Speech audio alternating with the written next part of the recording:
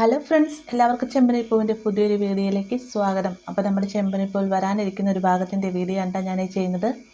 അങ്ങനെ നമ്മുടെ രേവതിയെ പരമാവധി തന്നെ ഉപദ്രവിക്കുകയാണല്ലോ ചന്ദ്ര മാത്രമല്ല അതിനെ സപ്പോർട്ട് ചെയ്ത് നിൽക്കുന്ന ശ്രുതിയുമാണ്.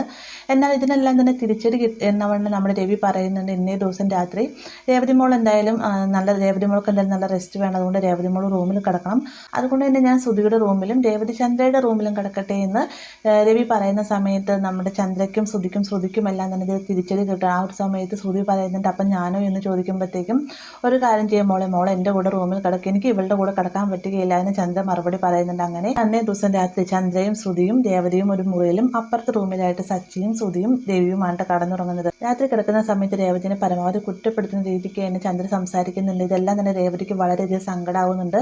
ഇതേ സമയം തന്നെ തൊട്ടപ്പുറത്ത് റൂമിലാകട്ടെ സച്ചിയാണെങ്കിൽ ശ്രുതിനെ പറ്റിയുള്ള ഓരോ കാര്യങ്ങളും മാത്രമല്ല പണ്ട് കാലത്തുള്ള ഓരോ കാര്യങ്ങളെല്ലാം തന്നെ രവിയുടെ ആയിട്ട് ഓർത്തെടുത്ത് സംസാരിക്കാൻ. ഈ ഒരു സമയത്ത് ശ്രുതി പറയുന്നുണ്ട്, ഏട്ടാ സച്ചി നീ ഒന്നും മിണ്ടാതെ എനിക്ക് സംസാരം കേട്ട് ഞാൻ ഉറക്കം വരികയില്ല എന്ന് പറയുന്ന കൂട്ടത്തിൽ തന്നെ രവിയോടായിട്ട് പറയുന്നുണ്ട്, അച്ഛൻ നേരത്തെ കൂർക്കം വലിക്കുമായിരുന്നു, ഇപ്പോൾ കൂർക്കം വലിയൊന്നും ഇല്ലല്ലോ അല്ലേ, ഉണ്ടെങ്കിൽ തന്നെ അച്ഛൻ കൂർക്കം വലിക്കാതിരിക്കാൻ പ്രത്യേകം ശ്രദ്ധിക്കണം, എനിക്ക് ഒരു ചെറിയ സൗണ്ട് കേട്ടാൽ പോലും ഉറക്കം വരികയില്ല എന്നൊക്കെ പറയുന്നുണ്ട്. സമയം തന്നെ സച്ചി പറയുന്നുണ്ട്, അച്ഛൻ ധൈര്യമായിട്ട് കൂർക്കം വലിച്ചു, അവൻ വെറുതെ എ സി റൂമിൽ പോയിട്ട് വെറുതെ കസരയിൽ കിടന്ന് കാല് നീട്ടിയിരിക്കുന്നവനാണ്, അച്ഛൻ ധൈര്യമായിട്ട് അച്ഛന് ഇഷ്ടമുള്ള രീതിയിൽ കടന്നുറങ്ങാനായിട്ട് സച്ചി പറയാനായിട്ട്. അങ്ങനെ ഒരു കണക്കിന് നമ്മുടെ സച്ചിയുടെ വർത്തമാനമായി കഴിഞ്ഞ് കടന്നുറങ്ങുന്ന സമയത്താണ് രവി കൂർക്കമ്മൽ തുടങ്ങുന്നത്. രവി മാത്രമല്ല തൊട്ടപ്പുറത്ത് റൂമിൽ ചന്ദ്രയും കൂർക്കമ്മൽ തുടങ്ങുകയാണ് കേട്ടോ.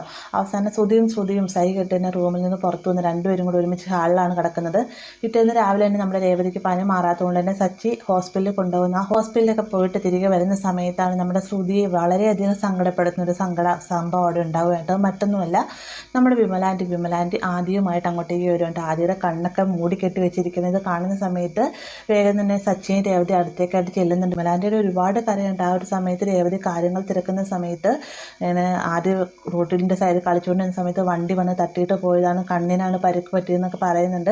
കേൾക്കുന്ന നേരത്ത് സച്ചിക്ക് രേവതിക്കൊക്കെ ഭയങ്കരമായിട്ട് സങ്കടമുണ്ട്. സച്ചിയാണ് ആദ്യം എടുത്തുകൊണ്ട് നേരെ ഡോക്ടറുടെ അടുത്തേക്ക് ഓടി ചെല്ലുന്നതൊക്കെ കേട്ടോ. ഈ ഒരു സമയത്ത് വിമലാൻറ്റി ആണെങ്കിലോ കടലിനും ചെകുത്താനും നടക്കിൽപ്പെട്ട ഒരു അവസ്ഥയാണ്. കാരണം സച്ചിയെ രേവതിയോട് പോകാനും പറയാൻ പറ്റില്ല, തൻ്റെ മകളോട് ഈ ഒരു കാര്യം തുറന്ന് ഫോണിൽ വിളിച്ച് പറയാനും പറ്റാത്ത ഒരവസ്ഥ. അങ്ങനെ വിമലാൻറ്റി കുറച്ചു നേരം കഴിയുമ്പോഴത്തേക്കും മാറി നിന്നിട്ട് നമ്മുടെ ശ്രുതിനെ വിളിക്കുന്നുണ്ട്. ശ്രുതി ആദ്യം വിമലാൻറ്റി ആണെന്ന് അറിയുന്ന സമയത്ത് എൻ്റെ കൂടെ ശ്രുതിയുണ്ട്, അമ്മയുടെ അരയിൽ സമയത്ത് വിളിക്കാൻ പറഞ്ഞെന്നൊക്കെ പറഞ്ഞ് ദേഷ്യപ്പെടുന്ന സമയത്ത് വിമലാൻറ്റി ഭയങ്കരമായിട്ട് കരയാണ്. അപ്പോൾ ഇത് കേൾക്കുന്ന സമയത്ത് ശ്രുതി ചോദിക്കുന്നത്, അമ്മ എന്തിനാ കരയുന്ന, കാര്യം തുറന്ന് പറയുമ്പോഴത്തേക്കും ആദ്യം ഇതുപോലെ ആക്സിഡൻറ്റ് ഉണ്ടായി, കണ്ണിനാണ് പരിക്കേറ്റിയത്, അവൻ്റെ കണ്ണ് രണ്ടും മൂടി കെട്ടിയിരിക്കുകയാണെന്നൊക്കെ വിമലാൻറ്റി പറയുന്ന സമയത്ത് ശ്രുതിക്ക് അത് സഹിക്കണം. ശ്രുതി വേഗം അമ്മ ഏത് ഹോസ്പിറ്റലിൽ ഞാൻ വേഗം അങ്ങോട്ടേക്ക് വരാമെന്ന് പറയുമ്പോഴത്തേക്കും വേണ്ട നീ ഇങ്ങോട്ട് വരണ്ട, ഇവിടെ ഇപ്പോൾ സച്ചി രേവതി ഉണ്ടെന്ന് പറയുകയായിട്ട്. പെട്ടെന്ന് തന്നെ ശ്രുതി ചോദിക്കണം, എന്തിനാ അവിടെ വന്നത്, അമ്മ അവരെയാണല്ലേ വിളിച്ച് പറഞ്ഞതെന്നൊക്കെ ചോദിക്കുമ്പോൾ ഞാനായിട്ട് വിളിച്ച് പറഞ്ഞതല്ല, ഞാൻ ഇങ്ങോട്ടേക്ക് വന്ന സമയത്ത് രേവതി സച്ചി ഹോസ്പിറ്റലിൽ നിന്ന് ഇറങ്ങി വരികയായിരുന്നു, അവരെന്നെ കാണുകയും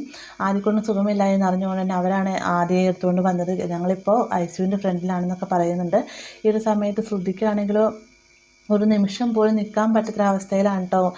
കാരണം തൻ്റെ സ്വന്തം മകനാണ് ICUവിൽ കിടക്കുന്ന, ഒരു നോക്ക് പോലും കാണാൻ പറ്റാത്ത അവസ്ഥയിൽ. അതായത് അത്രയും നേരം ശ്രുതി ചെയ്ത എല്ലാ പാപങ്ങൾക്കുമുള്ള തിരിച്ചടി എന്നവണ്ണം തന്നെ ശ്രുതി ആ ഒരു സമയത്ത് നേറിപ്പോകുന്നുണ്ട്.